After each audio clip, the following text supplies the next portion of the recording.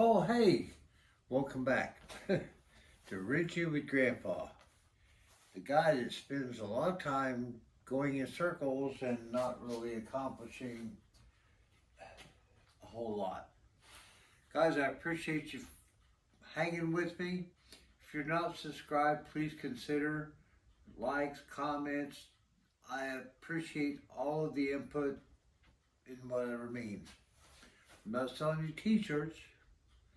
Yeah, I could probably use a couple myself right now. But I hope you're all having a good, weekend. It's Sunday evening, Monday morning. I'll be on the road about 5:30 to get to work. Yay! So anyway, this is going to be short and brief. I'm not accomplishing crap in the shop lately. A number of reasons. We're not going to go down the road.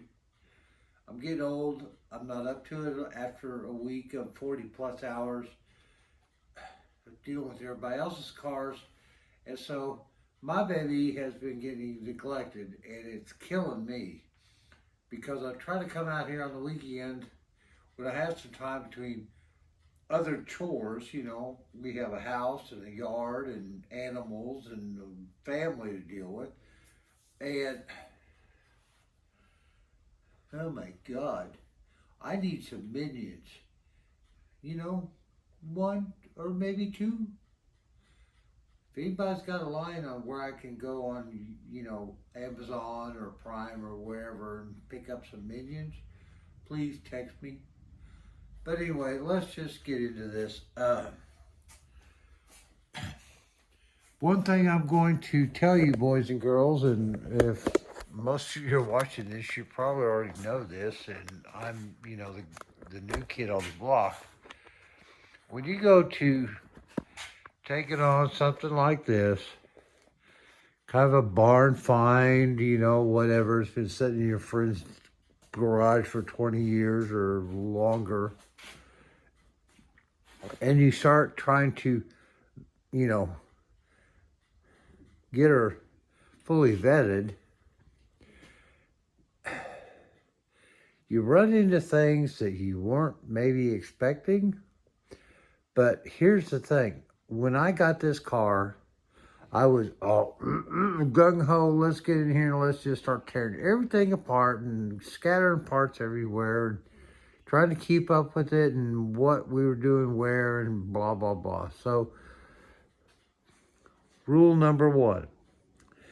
If you're going to get a car that you're going to restore, and trust me, guys, this car was in much better shape than what most of you guys are probably going to end up getting for your first restoration project.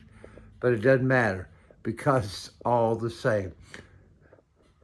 I got one that was in pristine shape as far as body, glass, interior, and all that. But I'm making up for what is under here, along with a few other things. But that's not the issue. The thing is, if you start focusing on doing something in this part of the car, that part of the car, this part of the car, or anywhere else, document everything you do. Take pictures. The nuts and bolts and the stuff you take off, label, bag, keep them organized. Honestly, boys and girls, I should say boys because I don't have any girls watching, dang it. But the point is, I have bought a whole bunch of parts over the almost 5 years I've been working on this car. A lot of them worked fine. Some of them were junk. I won't even go into what I've spent on throwaway parts, but we're all facing that, and it's probably only going to get worse. So I'm going to say this right now. If you're into doing older cars, find you a local source for parts. If you can find it in scrap yards, a local parts dealer, whatever, because I'm going to tell you right now, do not depend on online sellers for you to get the right parts or a part that's quality enough that it's not going to just crap out on you before you even get a chance to really use it. It's becoming too common. I've gotten to where I'm trying to rehabilitate as many of the parts that I can in this build because I too have bought a lot of parts that don't freaking work. They're junk. You know, you get them out of the package, you look at them, you see how they work, and it's like, no, it ain't gonna happen. So, you know, yeah, however, right now, my biggest aggravation is I'm trying to put this, get all of everything on this suspension rehung so I can go ahead and complete rebuilding this side, get everything on that, and then get over on the other side. But again, comes back to the point. When I started tearing all this stuff out of here, you know, two and a half years ago, just take it all down and we'll figure it out later. Well, now I'm trying to figure it out. My biggest issue right now in getting this right is my pitman arm. The original pitman arm was trash, so, you know, I got a replacement. The replacement's a little bit heavier duty, a little more meat on the bone and everything, but what I didn't do, I didn't make any kind of marking on the gearbox shaft versus the pitman arm in its positioning. Stupid! But I've tried to make up for that stupidity by trying to do things like calibrate, you know, how many turns of the steering wheel one way versus the other way divided by 2.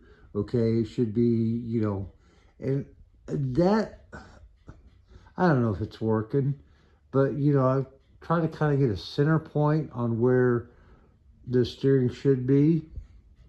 Try to align the one that I've got, you know, in a straight manner, and then go from there with getting everything attached.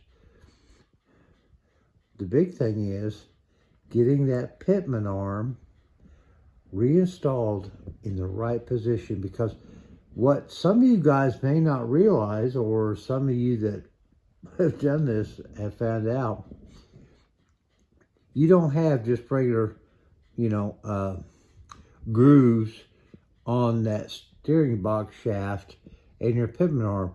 There are like 4 places on that pitman arm that has a channel groove.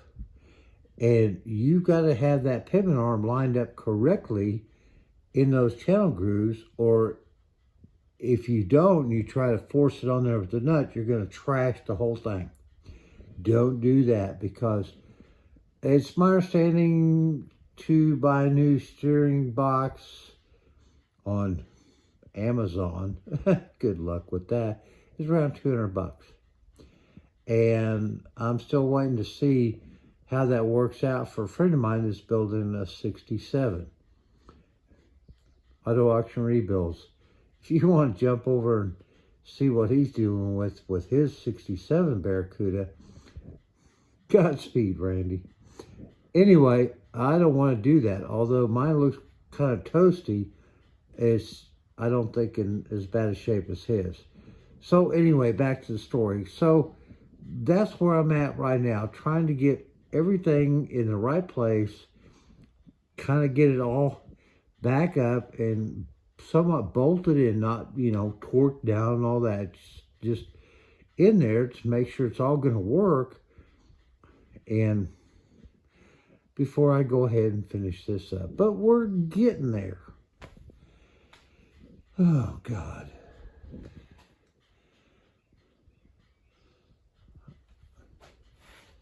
I wish I had room in here for a hot tub. Or at least a keg master. Guys, thanks for tuning in. It's been a slow progress. Well, hardly any progress at all. I mean, I've been kind of beating my head on the pavement. But we're going to get there. We are going to get her back on her feet. And I promise you, before the end of the year, we're going to be driving her around. Maybe out in the backyard cutting donuts, chasing a deer. But we're going to get her done. We're not that far away. Now, doing the upgrades like the intake and the, and the exhaust and the carburetor and all that, yeah, that'll come too.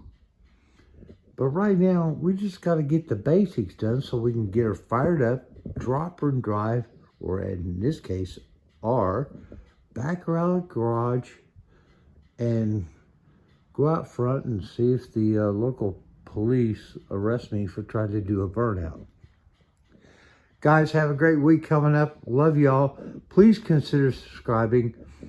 Comments, likes, shares, whatever. Y'all take care. See you soon. Bye-bye.